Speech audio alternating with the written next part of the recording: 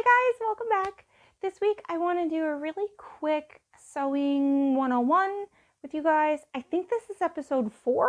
I know it's been a couple of months because I kind of was working pretty hard on Halloween, but it is what it is. So we're back at it. This week I want to make a really easy, no pattern needed half apron, so basically from the waist down. All you need for it is a 1.5 yards of the fabric of your choice. I'm going to be using the aqua blue fabric that I got from Joann's that was in my fabric haul, and we're going to jump right into this, and I'm going to make it as simple and easy to follow as possible.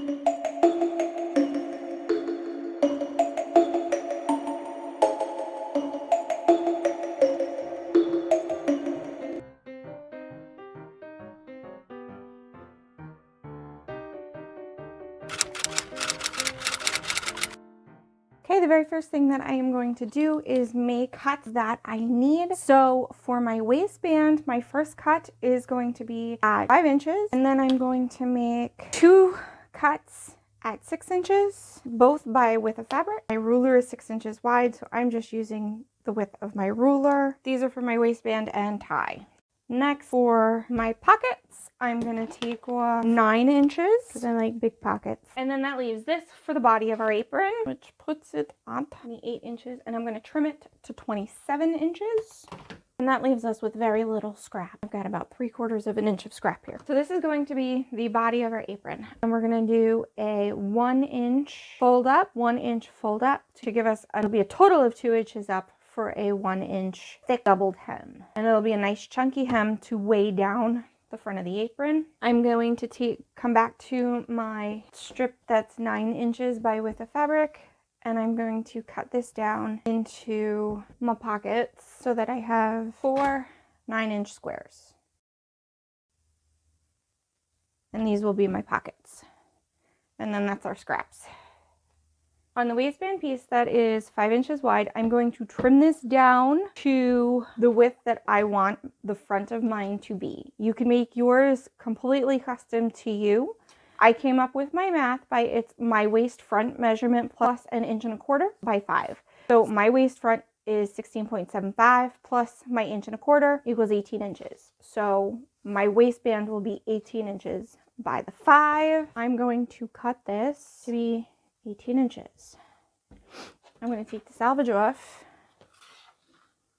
first. Okay, so that's the front waistband of our apron.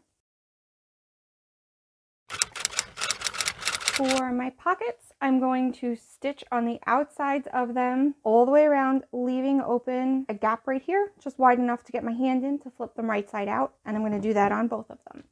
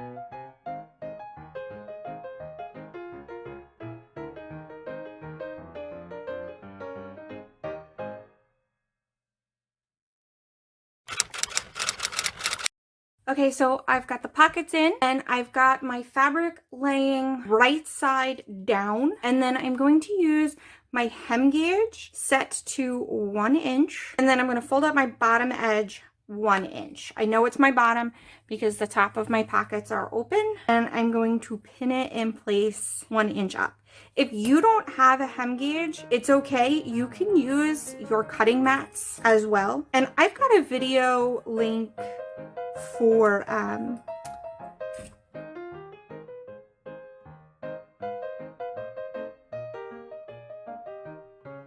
where I went into the other hems styles a little bit more.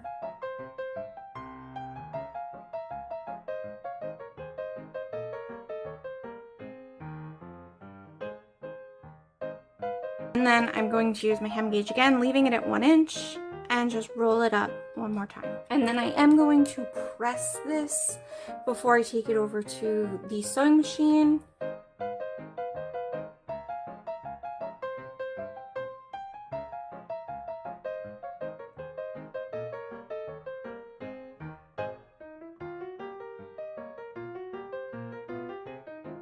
And then once it's pressed, I'm going to stitch right along this top fold line.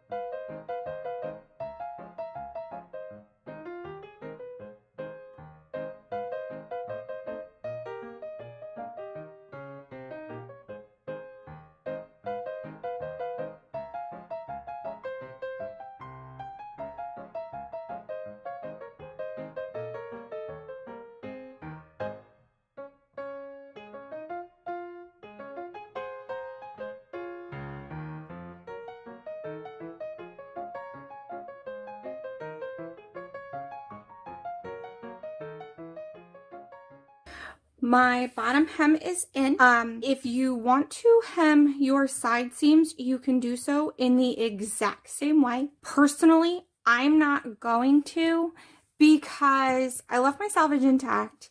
My selvage did not shrink when I washed it. And I really like the little bit of frayed edge that this is giving me. I'm kind of getting some like cottagey vibes off of it. And so I actually decided I want to leave this frayed edge intact. I kind of feel like it's cute. that is utterly and completely a personal choice, up to you. But if you want to hem your edges, by all means, go ahead and do so in the exact same way. Or you could even bump it down to 1/2 inch and make it a smaller hem. So if you bumped it down to 1/2 inch, it would be like that. So the next thing we are ready to do is attach the waistband. To do so, I'm flipping it over. I've now got the top of my apron. I'm going to run a gather stitch. So let's go back to the sewing machine. To gather the top of our apron, we're going to change the stitch lengths on our machine. You can do one of two things. You can either do it as a zigzag, or you can just make your straight stitch as long as it goes. In my case, my straight stitch goes up to a 5.0. I personally like doing a long straight stitch. I find a zigzag stitch often causes the fabric to crumple. I'm leaving my thread in there. I've got my stitch length extended to the longest that it goes, and I'm not going to go all the way up to my 5/8 of an inch seam allowance. That would be right here. I'm not going to do that. I'm going to bump it down to about a 3/8 of an inch seam allowance, and that's so that my gathering stitches are hidden inside the waistband. Okay, and we're going to do that again, this time lining up with the 1/2 inch. So the first one was 3/8, the second one's 1/2 inch. We're still within our seam allowance.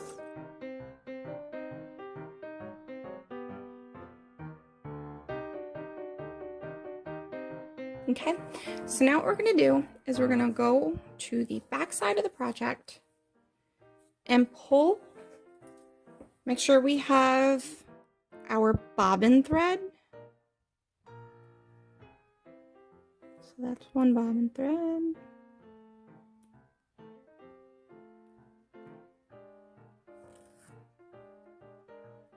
That's the other.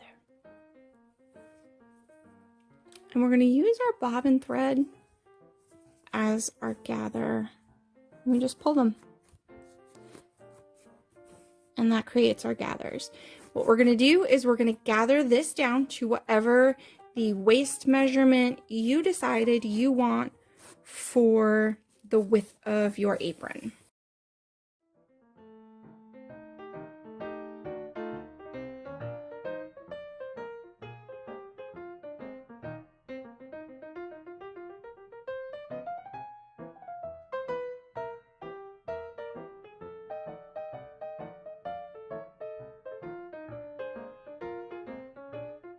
And then once I've got it gathered down to size, I'm pinning the waistband piece to the front of our apron.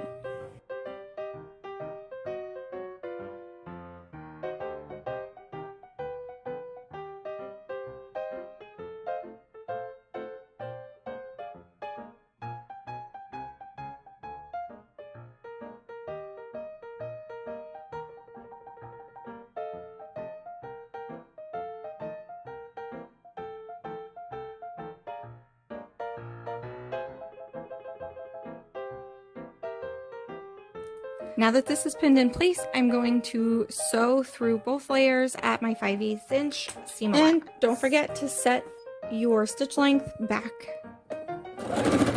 to 2.5 or average or whatever center on your stitch length is.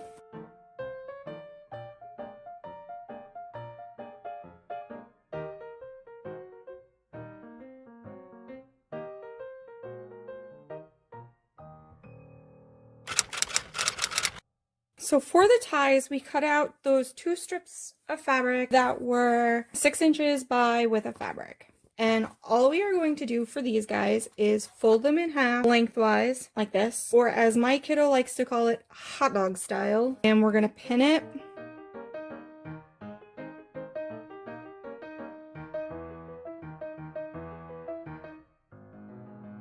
Now, you can do one of two things. You could either square off your tie, or you can give it a little bit of a diagonal. I personally like to give it the diagonal.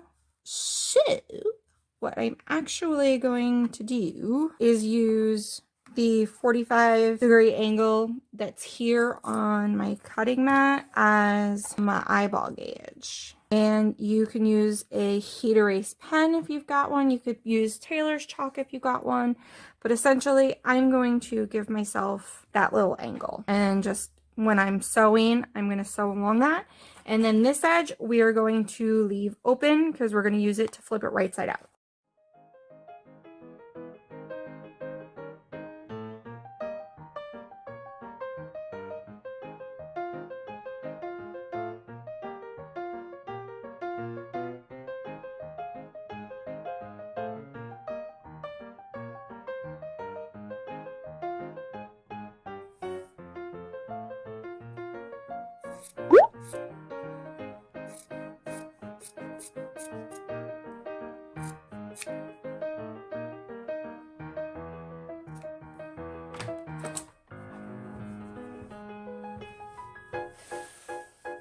And now flip this right side out.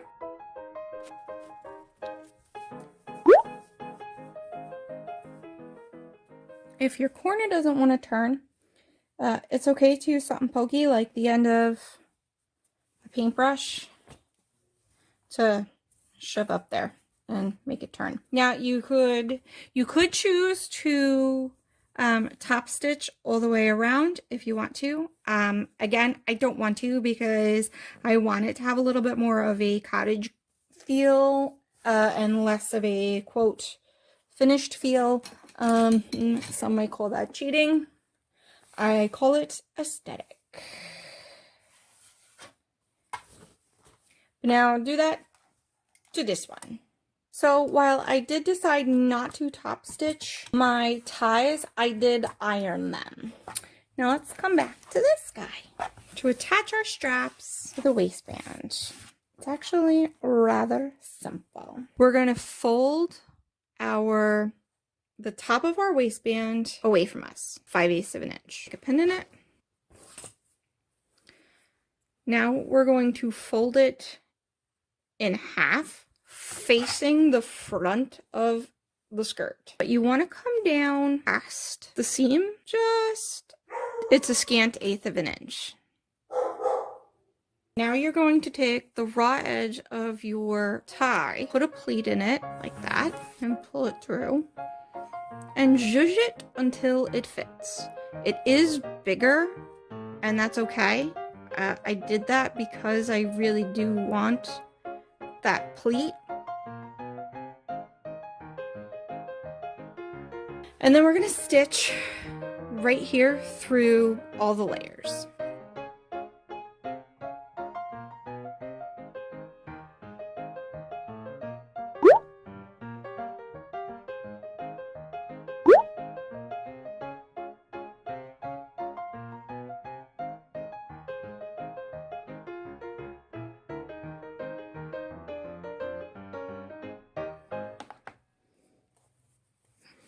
And then we're going to trim this down. We're going to put a little triangle right there. And trim it down. And then flip it right side out. Okay. So now we're going to do that to the side too. Alrighty. Now on the inside, all we have to do is tack the waistband in place.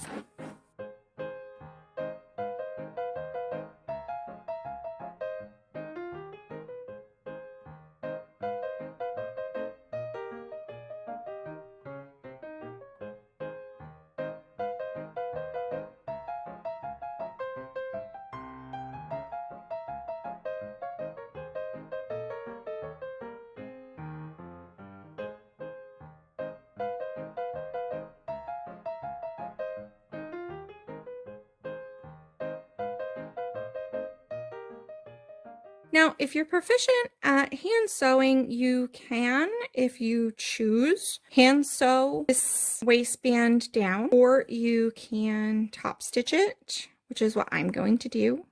So I'm transferring my pins to the top so that way I don't run over them, but always making sure that I did go through all the layers.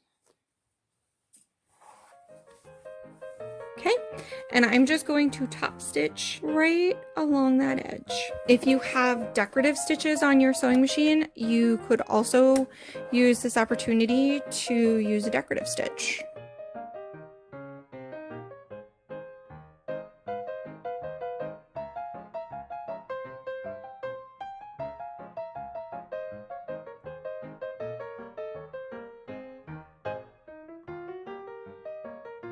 So this type of top stitch is called stitch in the ditch. It's right at that crease, but it still catches on the inside.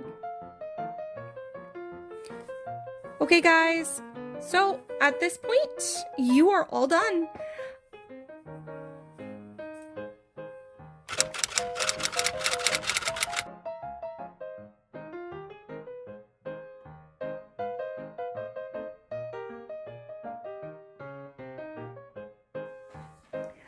Okay guys, I hope you found this apron tutorial with no pattern needed super quick and easy. I hope that you guys go and make one in time for Thanksgiving. Make one as a gift, whatever. But today you definitely learned how to gather. And if you didn't watch my previous pocket or hemming videos, well, there you go. So I will see you guys next time. I love you all. Thanks for joining me.